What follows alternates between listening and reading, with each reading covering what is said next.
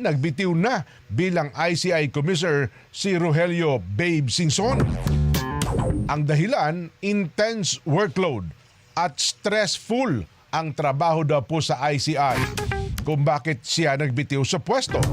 Dagdag pa rito, medyo nagkakaedad na rin daw ang dating Public Works Secretary kaya't minabuti na nitong magbitiw sa pwesto.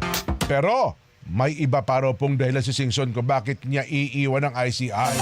Ayon po kay ICI Chairperson, retired Justice Andres Reyes, kabilang dito ang usapin sa seguridad dahil hindi umano sanay si Singson sa ganitong uri ng pamumuhay. Pakinggan natin ang pahayag, Chairman Andres Reyes.